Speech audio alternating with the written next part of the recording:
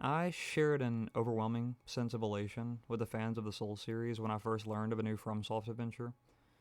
My first foray with the iconic series was one of trial and tribulation, struggle and triumph, cooperation and determination, and this bore its way into my perception of what it means for a game to be revolutionary in its delivery and challenge. When Bloodborne released in 2015, a friend had recently picked the game up and he just started his journey to Yharnam. Spurred by his time spent with Dark Souls 2, he decided to give the genre another go. I sat on the couch with him as he talked up the idea of another Souls-esque game forged from the same DNA that made the Souls series so iconic. The hype was palpable, but I hadn't been hooked prior. I hadn't given the game so much as a cursory glance, as a matter of fact. You could say I was a little late to the party. So here we are, unknowingly opening the Pandora's box of the video game world. He fires up a new file, and as we pass the controller back and forth on each subsequent death, a feeling washed over me that had been absent for what seemed an eternity prior. The feeling that I was playing what could be considered a modern marvel of visual and functional prowess.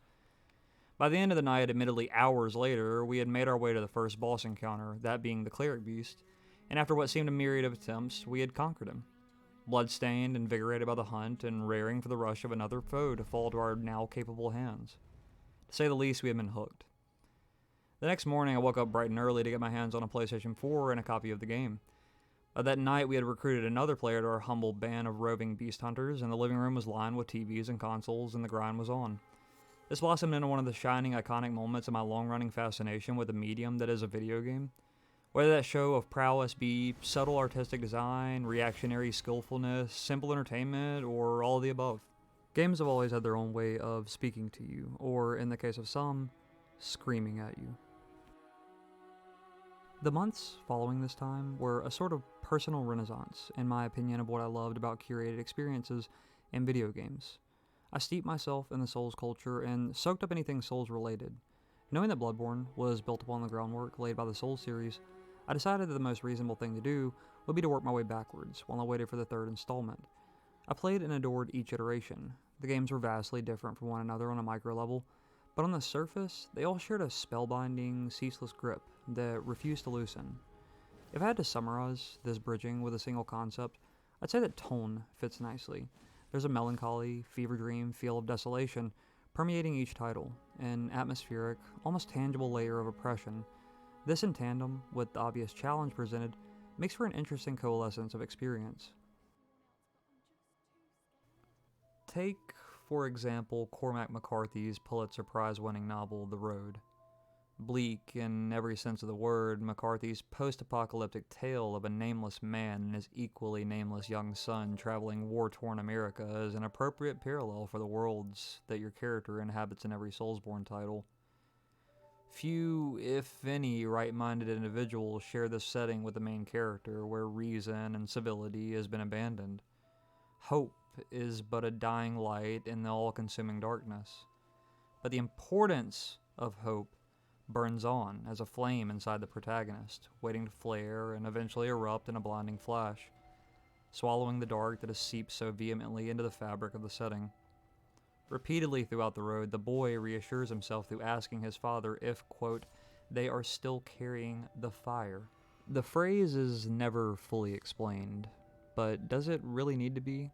The fire is the smoldering remnants of what it means to press on, to keep true to your humanity and uphold the honor of being just and benevolent in the face of overwhelming social ruin and opposition.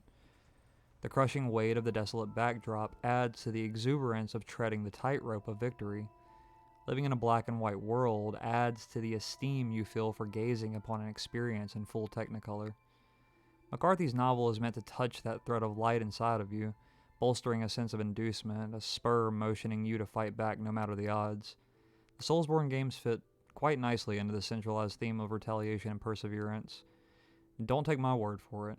Quote, I have no intention to make the games more difficult than other titles on purpose. It's just something required to make this style of game.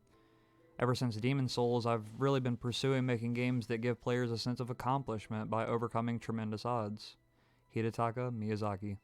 So the question that arises is this: does Elden Ring follow the same format, and does it deliver on the design philosophy that had built the foundation for success the other titles in From's repertoire had? I'd say the answer is a resounding yes, absolutely. Right out of the gate, you're greeted by a man named Vare, who reminds you that you are what is referred to as a tarnished, an individual who had lost the grace of the Erd Tree and was consequently banished from the Lands Between by Queen Marika the Eternal.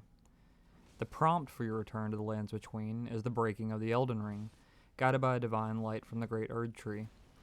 Vare then informs you that you are, unfortunately, maidenless, and without guidance, without the strength of runes, and without an invitation to the Round Table Hold, you are fated to die in obscurity. After his ruthless ridiculing, he then supplies you with a heading, maidenless as you are. Upon arrival at the Stormville Castle gatefront, you are then formally introduced to Melina, who also wastes no time reminding you that you are indeed maidenless. But she offers you an accord.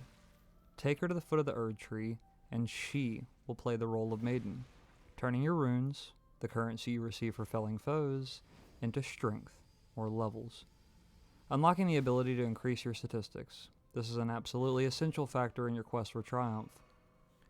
Though the amount of stats and their titles have changed throughout the series, the gist remains the same. Increase your individual statistics for a raise in your total level, offsetting the difficulty of each area bit by bit, slowly streamlining your preferred build to fit your class fantasy. From Software does an impeccable job of pacing the power creep of your character in their titles. Hardly ever do you feel too strong or too weak, given that you're following the carefully and seamlessly curated paths laid out before you. This does, however, prove to be tricky to implement in an open world game without many boundaries on where you can fully explore. Other titles sharing the genre usually employ a level scaling feature, where as the protagonist level increases, so do the aspects of the world, accommodating a sustained growth of power in the character. Elden Ring has no such feature, instead relying on the inhibitions of the player to guide themselves to a more accommodating area if they feel they aren't up to the challenge. This isn't to say it hasn't been discerned. From has a way of subtly nudging you in the right direction, whether that be dialogue from the NPCs, a physical barrier with a doable but tricky workaround, or patrolling enemies that make it abundantly clear you're in over your head. Again, From relies on the better judgment of a player to distinguish if a challenge is worth their time, a level of responsibility given to the player that modern games have shied away from, truly a breath of fresh air. Shortly after being introduced to Melina, the player is presented with a choice, as will always be the case in your time traversing the Lands Between. Follow the quite literal directional light from the guidance of your grace sights, or to forge your own path through exploration and natural discovery. The former will lead the player to the entrance of the looming castle on the northern horizon that was alluded to by Vare, named Stormville. This leads to a somewhat unexpected encounter with the first major boss, marking a landmark moment for your experience.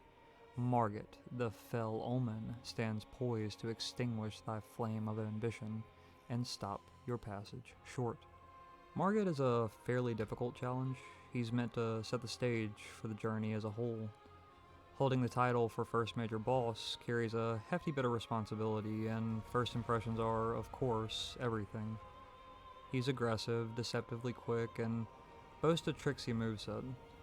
Margit is also a developmentally crucial question that the game asks you, a preliminary check to make sure that you've found your stride in the Lands Between. If you've properly prepared, explored a fair bit, and experimented with what does and doesn't work in your previous endeavors, utilize the tools you found around, Margit will feel appropriate, albeit difficult.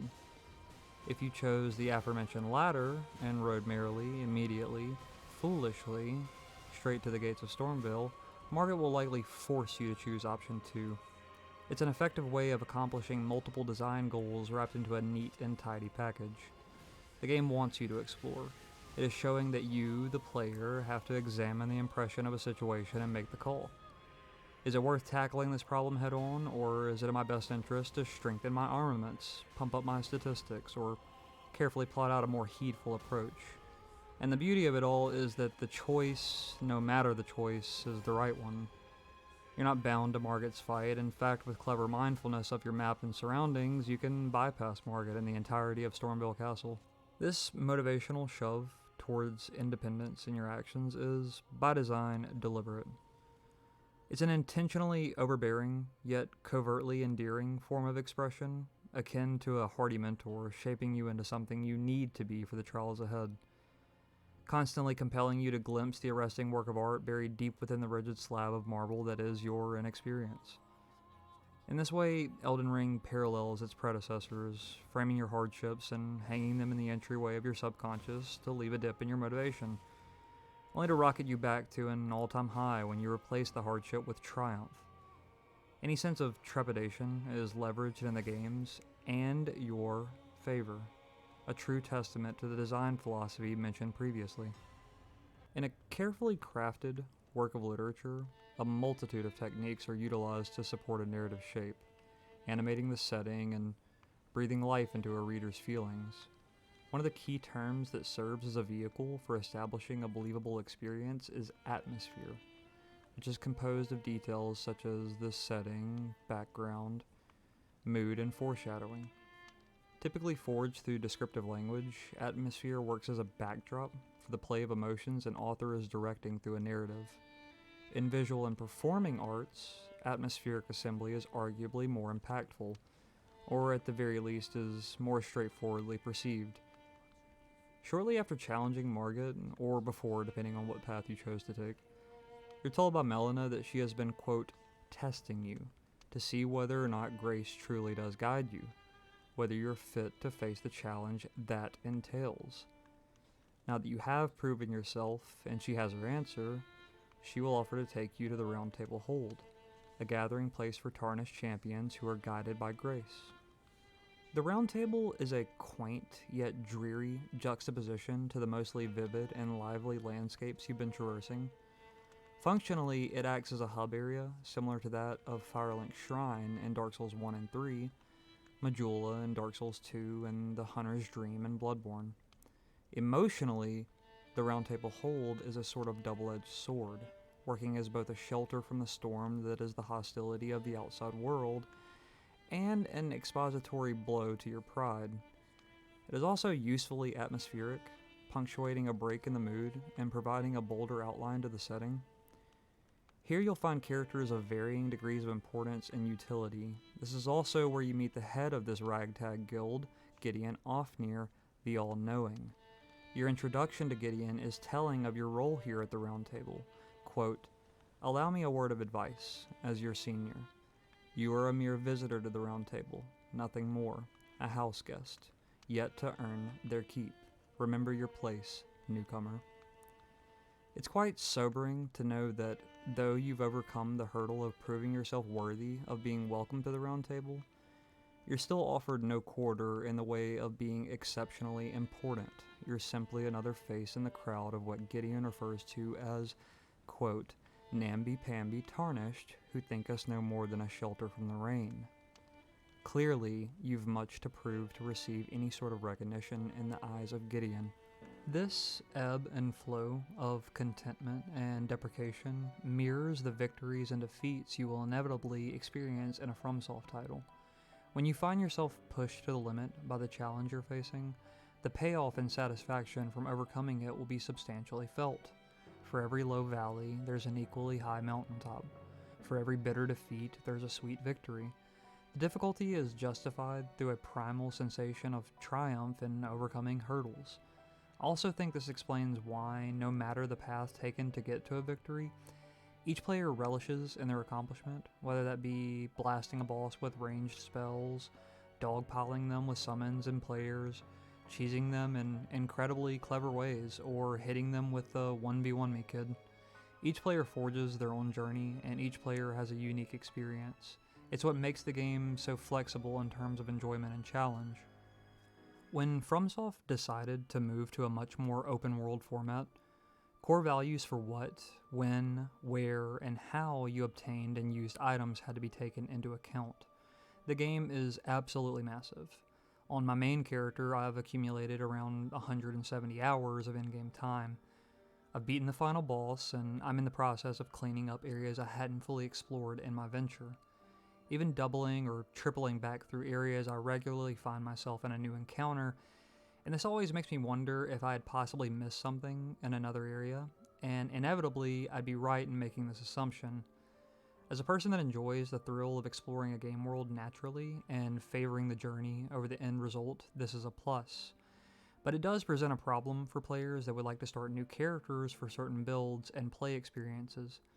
The large landscapes take time to traverse, and items are usually received one at a time with varying degrees of commitment and time. But with time, players will end up finding paths to most styles of play with very little resistance.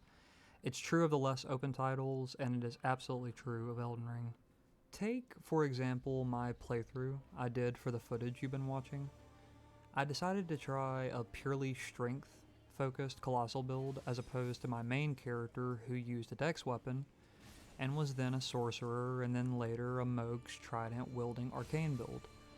I started a new file, and after messing around a bit, I decided to bypass all of Limgrave and Liurnia to make my way to Mount Gelmir. I then made my way to Volcano Manor, and at rune level 1, defeated the invader on the second floor who drops Giza's wheel. I then went back to the beginning of the game and started my playthrough with my weapon of choice. If there's a will, there's a way. Personally, taking my Soulsborne character on a crusade through sprawling and varied environments in a living and breathing world with very little limitation besides imagination is exciting. Something that I didn't even realize I wanted while playing the more focused and curated experiences of the previous titles. Both have their ups and downs, but luckily for us, we now have different flavors of the same impeccable FromSoft formula. Taking a note from the Breath of the Wild formula, From opted to design the lands between with vast, massive sightlines and a fully traversable map. Being able to see the previous areas you've explored or the areas you are heading towards is a classic FromSoft commonplace tactic, but never before have we been able to travel to and explore every single thing the eye can see. This time around, if you can see it, you can reach it. Having the hardware capable of delivering on the scope sought after by previous titles, especially Dark Souls 2, is pretty incredible. Considering this is their first attempt at crafting a truly open world experience, the level of mastery they have displayed with Elden Ring cannot be understated. In addition to the scale of areas not being hidden behind smoke and mirrors, they also have nailed the variety in each differing area, something that their previous titles did to an extent, but something Elden Ring has in spades. Another new feature that debuted with Elden Ring is a day and night cycle, something we glimpsed in Bloodborne through its progression with the Night of the Hunt. In Bloodborne, however, the night progressed linearly with the story, but in Elden Ring, the cycle is seamlessly present at all times. So seamless, in fact, that it's sometimes hard to notice until you return to an area that you thought was simply staged at a certain time of the day, only to find out that it's now the dead of night, and the whole feel and atmosphere has shifted. This subtle shift deepens immersion and promotes even more exploration and discovery. You may even find that new enemies or encounters only play out during a certain time of the day, a light touch that has a heavy impact on the setting. The sense of scale and grandeur that bleeds out of each landscape is also something that can't be overlooked. I can honestly say that the composition of color and arrangement of locations found throughout the game world is utterly breathtaking. You could choose a spot at random and chances are the scene wouldn't be out of place hanging in an art gallery or a museum. In Dark Souls 3, for example, the desaturation was a bit overbearing and consequently left you longing for a touch of warmth. In Dark Souls 2, some of the areas felt barren and rushed with not much detail to flesh the world out. Or in Bloodborne, where they overused some assets such as gravestones and statues which muddled a more focused feel of setting. All of these are small complaints and can be argued that they added or detracted from the fantastical design goals in one way or another. But I feel that Elden Ring has the most streamlined and balanced art direction thus far.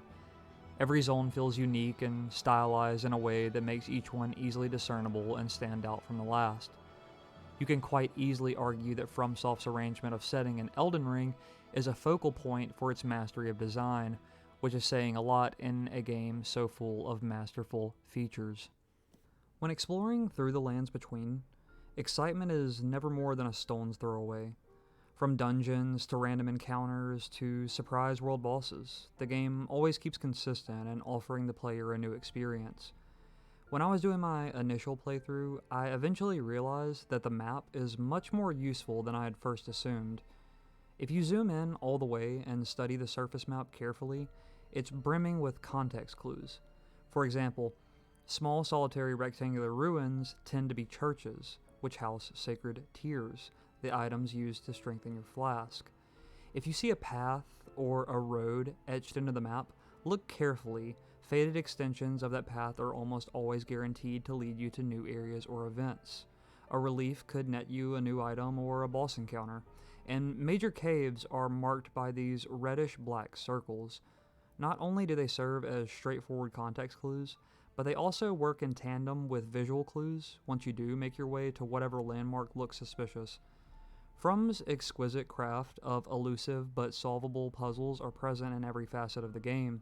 It bleeds subtle creativity, begging for a keen eye to decipher its little intricacies. The developers are again hinging on the players to be meticulous in their questing. No hand-holding, no problem. When approaching game development, a creator or creators must assume a certain level of willingness to engage with any given aspect of their creation. Video games are what is referred to as active media, while movies, television, radio, and various other forms of media are classified as passive. In passive media, you are never tasked with worrying about advancing the plot. This is the job of the director or news anchor or host. The idea of missing a major shift in storytelling or the advancing of a narrative is understandably daunting for most developers of active media, as many developers will remind you or guide you to the next objective if you aren't inching that direction on your own. FromSoft is notably far removed from these developers. Look no further than the blatant ambiguity of quests in their titles. It's telling to know that you can beat the entirety of a FromSoft title in a few hours, given you know exactly what you're doing, or a few hundred hours trying to uncover all of its buried plot. The design choice of forcing a player to stitch together an intricate narrative on their own is a bold move, and one that, again, is putting the utmost confidence in its player base to appreciate its subtleties. Equivocations abound. FromSoft stories are born by broken history and their world building, often being fragmented into pieces that characters and item descriptions aid in assembling. Not only is the story told in this broken flow that requires proper thought and research to make sense of, but even as a whole have questions that are simply left unanswered. The holes that dot your understanding of the world in a way parallels that of actual history. You can never be absolutely certain that what you're being told is gospel. After all, history is written by the victors, and as with any skillful composition of world building, characters have their own intentions and biases. In a shack that lies to the south of Celia, town of sorcery, sits a man named Gowry, who introduces himself as a once great sage. He then asks you for a favor. Retrieve for him a precious item, one that will supposedly help in the aiding of a woman named Millicent. She has been afflicted by the creeping spread of scarlet rot, a sickness that plagues not only all of Caelid, but its individuals as well. In recompense, he'll divulge to you the secret of the nearby town of Celia. This leads to a battle with Commander O'Neill, who, once defeated, drops precisely what we needed, the gold unalloyed needle. Reading the needle's item description, we find that its purpose is to, quote, ward off the meddling of outer gods. It is thought capable of forestalling the incurable rotting sickness, end quote. Despite being initially staged towards the beginning of the game, this is the start of a complex and lengthy quest that spans throughout all of the lands between, one that's thematically important, one that begins to flesh out the lore of multiple fragmental plot points that connect many of the major encounters you have with certain key bosses.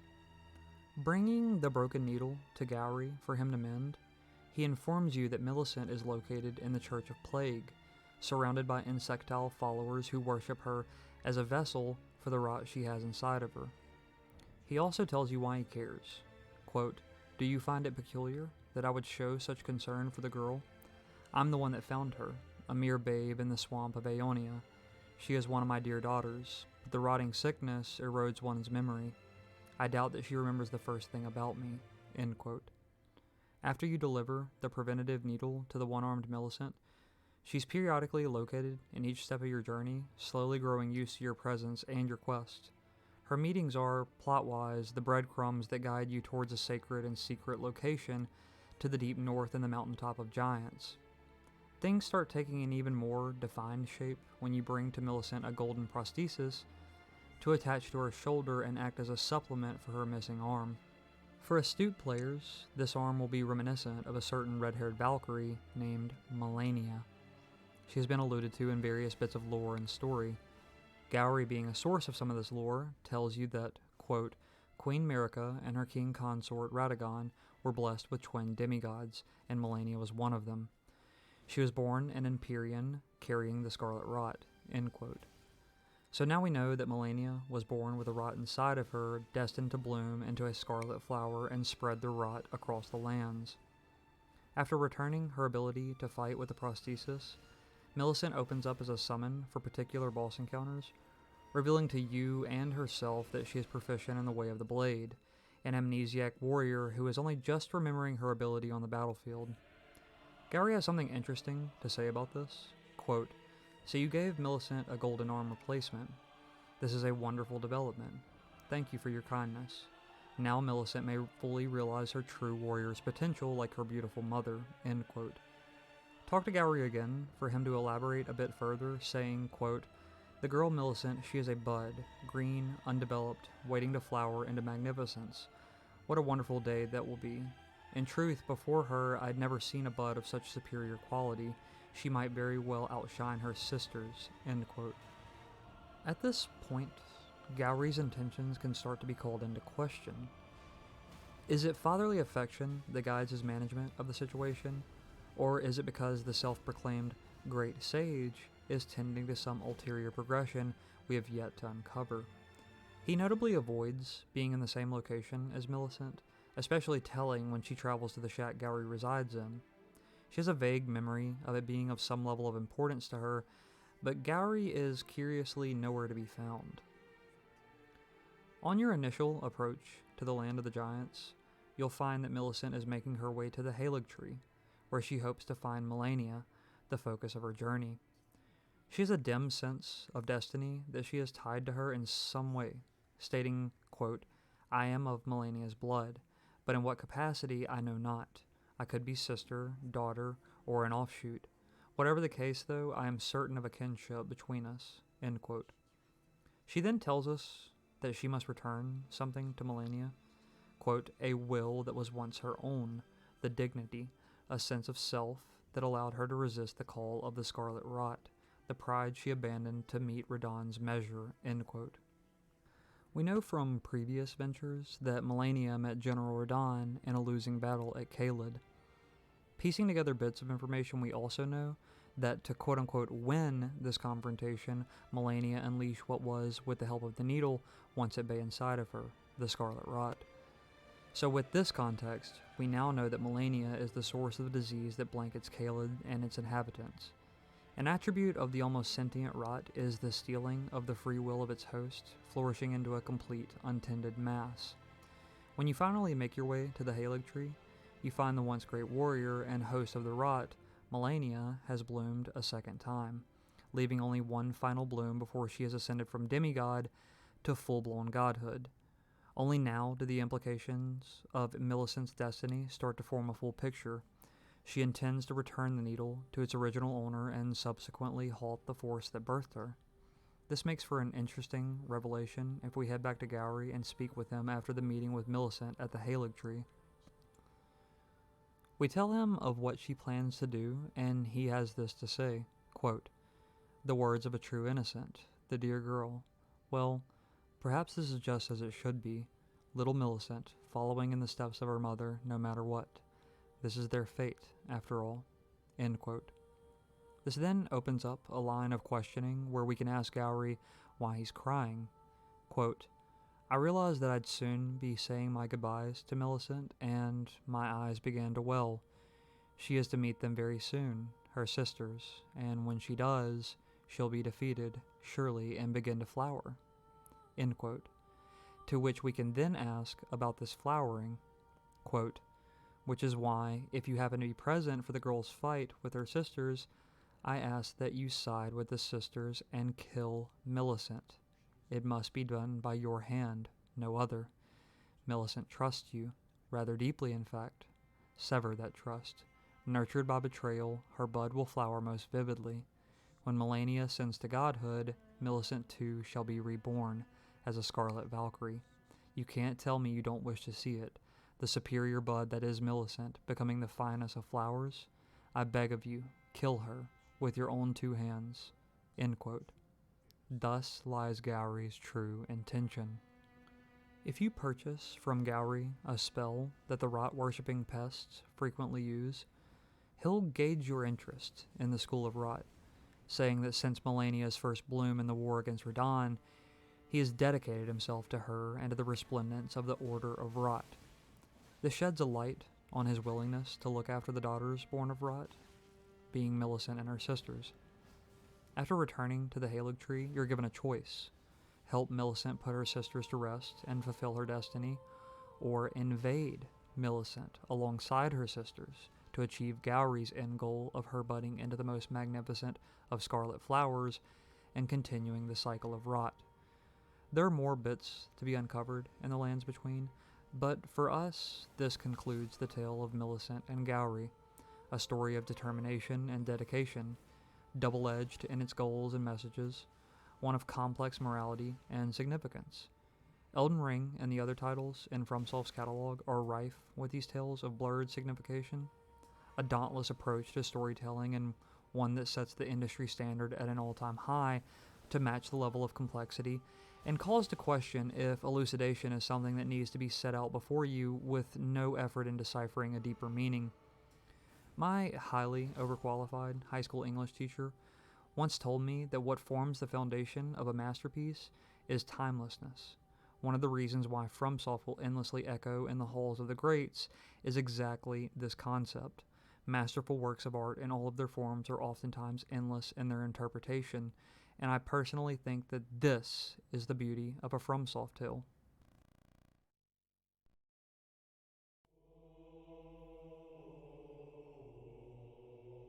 Of course, not every interaction has to have such a level of ambiguity. The on-the-nose power fantasy of toppling literal god-tier foes is also a FromSoft classic, which handily leads us to our next topic. Whether you heard the endless talk online about one of the toughest foes From has ever put you up against, or you picked up on the context clues throughout the game, General Radahn has a notoriety that precedes him. But I'm not going to spend a ton of time talking up the difficulty. It speaks for itself, and every player has their own story. What I'd like to focus on is the build-up and presentation of the encounter, the absolute brilliance that is the Radahn Festival. Your affair begins by taking the portal from the southern bridge in Caelid to a structure perched to the east, Redmane Castle. On your approach to the main courtyard, a track begins to play, a bellowing chorus that strikes a dull fire in your chest, highlighting the gathering of champions from each corner of the lands between. You look around and see strangers and companions, the mighty and the fearsome, all joined for the celebration of sorts.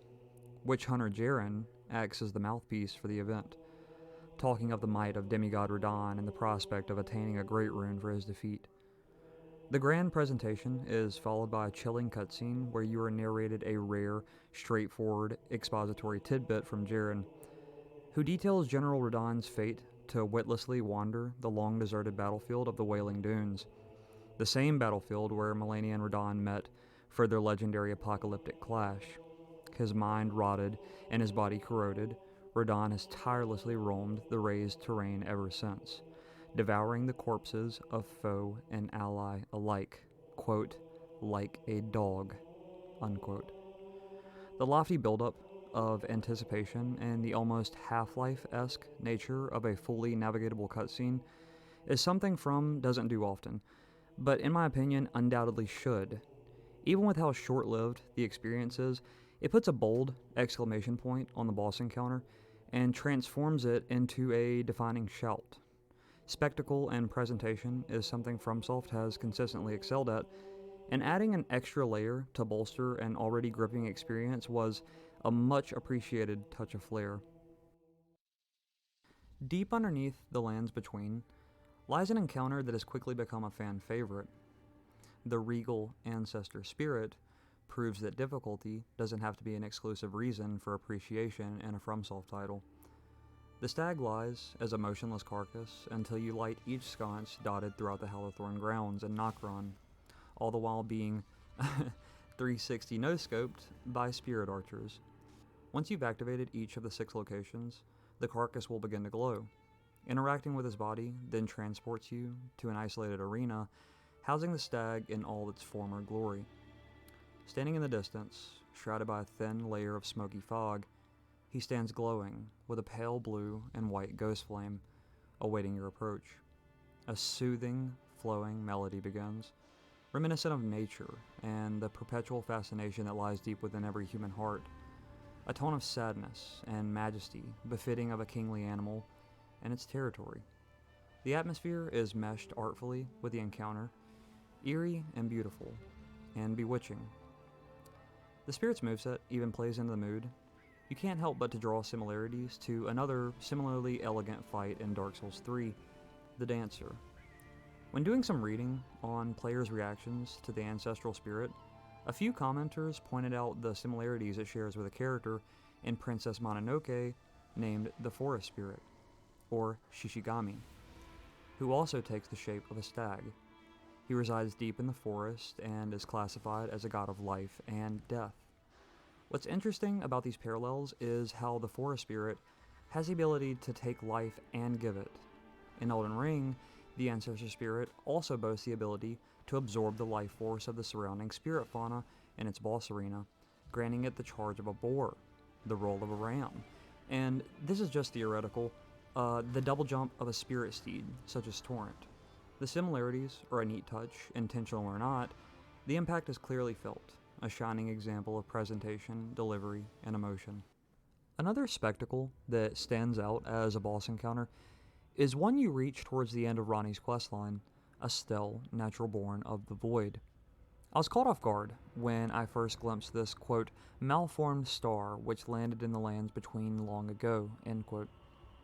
Lying in wait, deep underground like a Lovecraftian eldritch horror, Estelle shines as a unique experience that is a wonderful incentive for following through with one of the longest questlines in the game.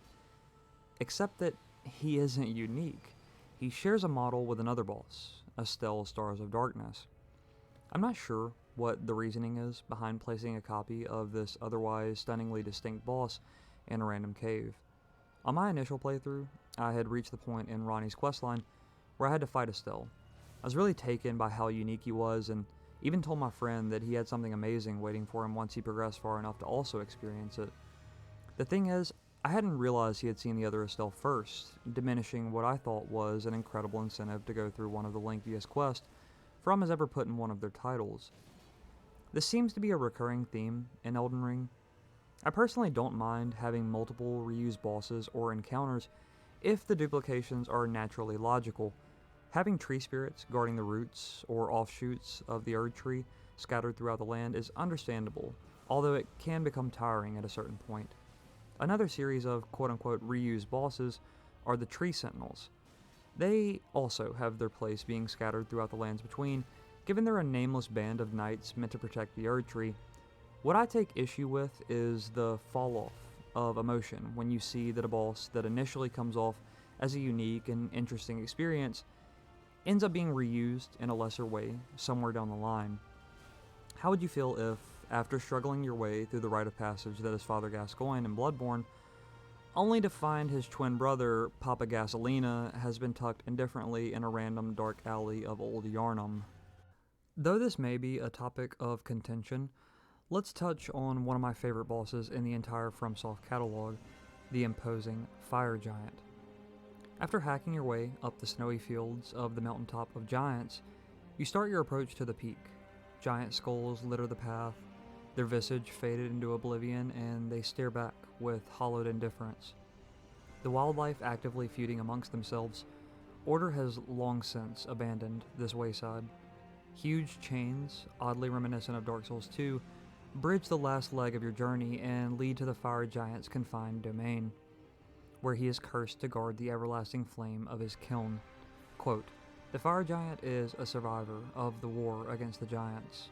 Upon realizing the flames of their forge would never die, Queen Marika marked him with a curse. O trifling giant, mayest thou tend thy flame for eternity." End quote. Passing into his arena, you are greeted with a towering, lumbering giant, one that, to my knowledge, surpasses the size of anything we've seen before in any Soulsborne game. His theme is melancholy, with whining cellos or violins that seem to echo through the frigid air of his mountaintop arena as he slowly closes the gap between you and him. He sports a giant shield, or disc, that he uses to smash you into dust. He may initially come off as underwhelming, considering he lacks a cutscene at the beginning of your encounter, but once you've gotten him to half health, he passes into Phase 2 through an eye-opening, tense cinematic that is absolutely bone-chilling and breaking. The visuals and arrangement of music are meshed flawlessly together, culminating in a theatrical splendor that I feel is overshadowed by the trouble some players have with the boss. The fire giant is incredibly beefy, boasting 43k health and a vicious moveset, and he isn't optional. He's a mandatory encounter that truly pushes you to your limit.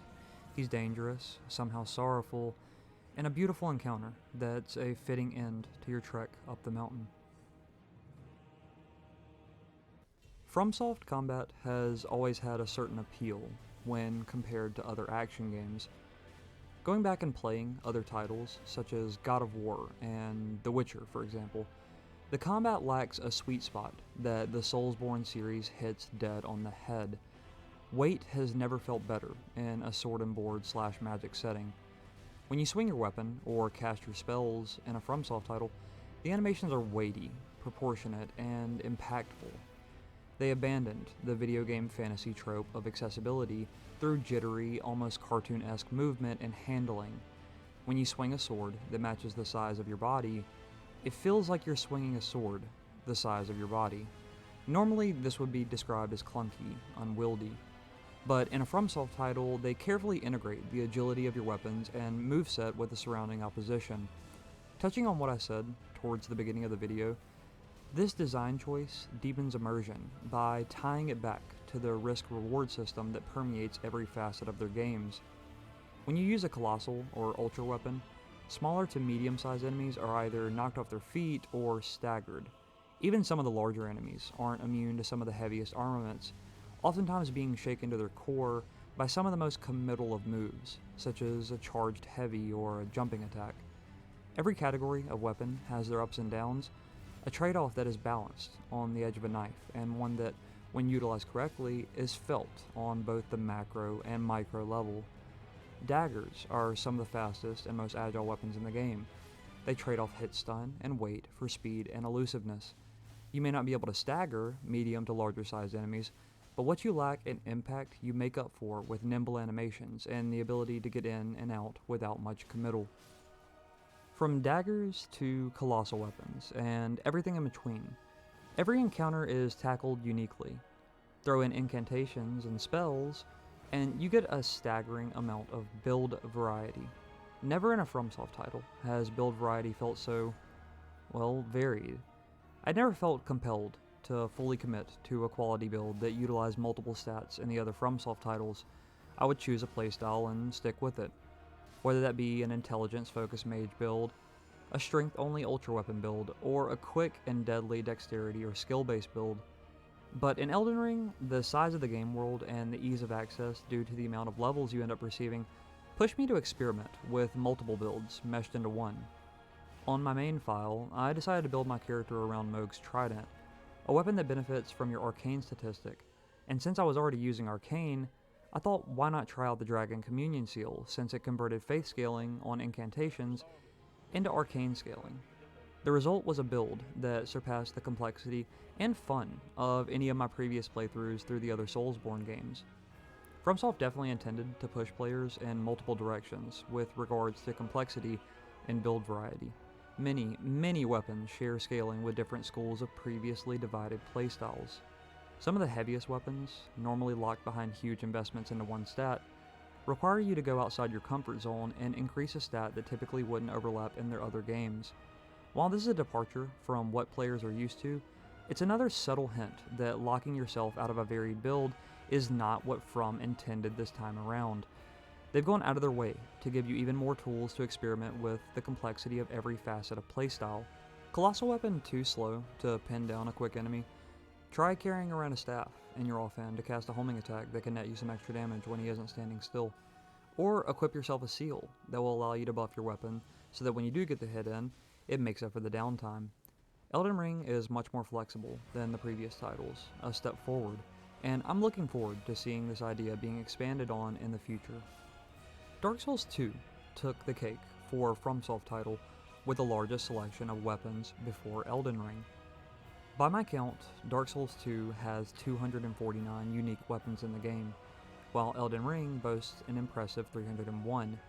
Not only do both Dark Souls 2 and Elden Ring have an abundance of weapon choices, but they also share the ability to power stance weapons of the same class, a feature that I have firmly believed since playing Dark Souls 2 is the pinnacle of variety in any FromSoft game, with a close second being, and possibly even tying with, trick weapons in Bloodborne. This nearly doubles the amount of unique loadouts that can be utilized to deal with enemies. Being able to two-hand weapons also adds to the variety in playstyle. Two-handing weapons increases your strength stat by 50%, effectively removing the utility of your offhand for not only a boost in power, but also a unique moveset that is otherwise locked behind your stance. It's up to the player to recognize what stance they need to use for maximum effectiveness. For example, let's look at Giza's Wheel, which is classified as a colossal weapon.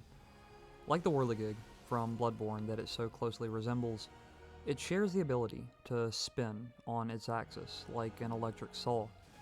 Serrated with saw blades, Giza's Wheel has the ability to inflict bleed on enemies. When two-handing, the saw has a horizontal swing that emphasizes impact, but when one-handing, the saw gains the ability to spin on impact, rapidly tearing into enemies with revolutions that drastically improve its ability to inflict bleed. Bleeding enemies with the saw pushes it from being a subpar colossal weapon to being in the conversation for one of the best heavy weapons when you take advantage of its strengths. This is just a tiny drop in a sea of build variety and approaches, something Elden Ring does better than any other FromSoft title, hands down. Since Elden Ring is still in its infancy, I'd like to hear what build you've been experimenting with in the comments. It's always intriguing hearing what other players end up besting the game with and what they excelled at or struggled with. Elden Ring is a work of art, mechanically, theatrically, thematically, and everything in between. It's a proper love letter to everything From Software has given us since their inception. Heavy Hitter doesn't even get close to describing the magnitude of its success since its launch. Whether you're a returning veteran or a fresh tarnished, the road to becoming the Elden Lord is a long, scenic route filled with every manner of spectacle and obstacle just waiting to be bested. Expect your wits to be tested, your skills to be honed, and your love for video games to be taken to the next echelon. It's a breath of fresh air in a room that's gone far too stagnant, and something that deserves every ounce of respect it's been shown, and then some. There's so much more to the lands between than what I've covered here. I've simply scratched the surface, so go out, dive deep into the lore, slay the unslayable, and venture into one of the titles that will be referenced for generations to come. If you've gotten this far, I'd just like to say thank you. This is my first large-scale production, and you being a part of it honestly means the world to me, and I hope to continue bringing my own brand of video essays and more to the community. Again, thank you for watching, and don't you dare go hollow.